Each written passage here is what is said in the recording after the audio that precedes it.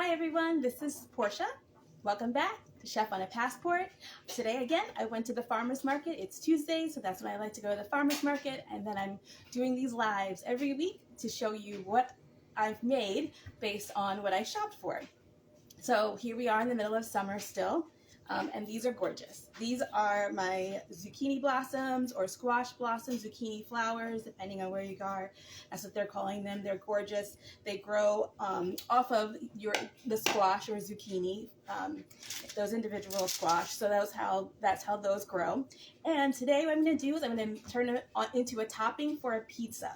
So last week I got that yummy ricotta cheese. So I went back there. I got that great ricotta cheese from the farmer's market. We're also going to be using some sun-dried tomatoes. So we have some sun-dried tomatoes, and we have some pizza seasoning, some salt. And then earlier, before I went to the farmer's market, because I knew that they had the squash blossoms, I was there last week, I went ahead and made some pizza dough.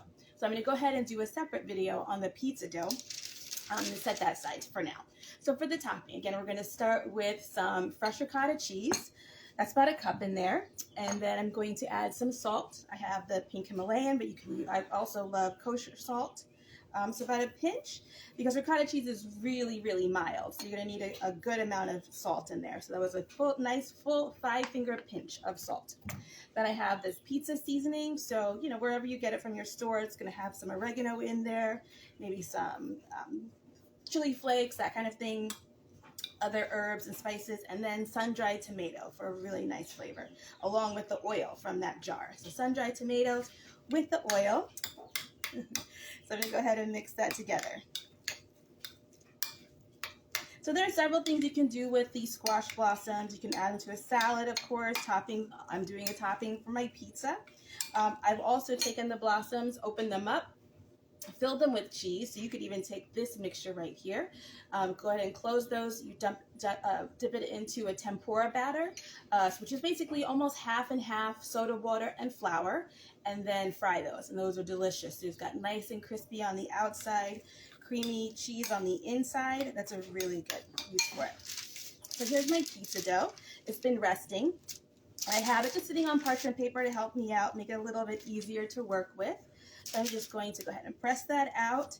And you really don't want to use a rolling pin when you're working with your pizza dough. When you see those restaurants where it says it's hand stretched, because you want to be able to keep some of those little bubbles or that CO2 in there after the yeast has done its work.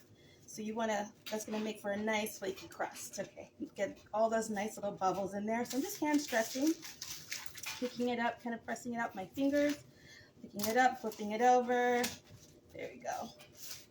And then also, if you notice, I tried to start with a nice circle of dough. If you start with a circle, it'll be easier to end with a circle too. So if it's a triangle, it's going to be hard to press it out to the right shape.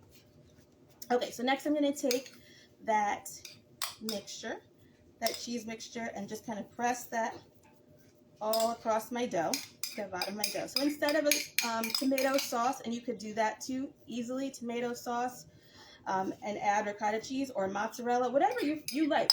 This is just a really nice topping. I'm just going to show you something, how I'm going to do this today. Again, I love that fresh ricotta cheese from the farmer's market. So I'm using that. So I'm pressing this all across the dough, spreading that out, leaving a little bit of an edge, for pizza.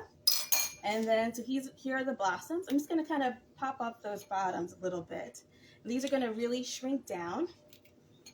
I'm going to press that on. Get quite a few of those, and but I try to go with blossoms that are about the same size, or if you want, you can go ahead and mix it up. That's fine. If you want to do a large one next to a small one, that's fine too.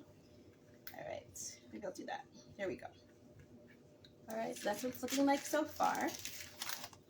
All right, I'm going to add another little sprinkle of that pizza mixture, the pizza seasoning. Also, I'm going to add a little bit more salt to the top.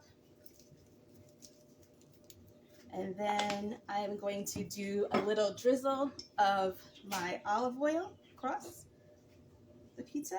And so my oven's going to be heating up as hot as it can go. So if you have one that can go to 500, great. If you have one of those pizza ovens that can go to 700, that's even better. So yeah, as hot as your oven can go, 450, 475, wherever you can get it. That's awesome. And then I'm going to go ahead and place my pizza on my pan, and this is going to go into the oven. So my oven goes to 500, and I'm going to bake this for about 8 to 12 minutes. So I'll say for you guys too, 8 to 12 minutes. You'll see what it comes out. Check it. But I have one that's finished here. So here's my finished pizza. Squash blossoms, ricotta cheese, and I also put some Parmesan cheese on it if you like. So let's go ahead and give this a little taste, a little try. So I wanted to get one made so I could eat this with you guys before my live is done. Oops, getting a little bit. The flour went everywhere. Okay, put those toppings back on there. It's cooled down a little bit. All right, and let's give that a taste. So here it is. Here's my pizza. That squash blossom, sun-dried tomato, ricotta pizza.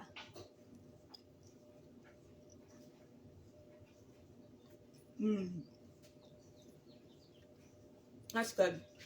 So I love those sun-dried tomatoes. They have kind of like that really earthy, smoky flavor almost. Then you've got the nice floral notes from your squash blossoms. And then the ricotta cheese, just so mild, so creamy. Again, there's that squash blossom pizza with ricotta and sun-dried tomatoes. Hope you guys enjoy. Let me know if you try this. I'll put the recipe in the post. Thanks, guys. Thanks, Martha.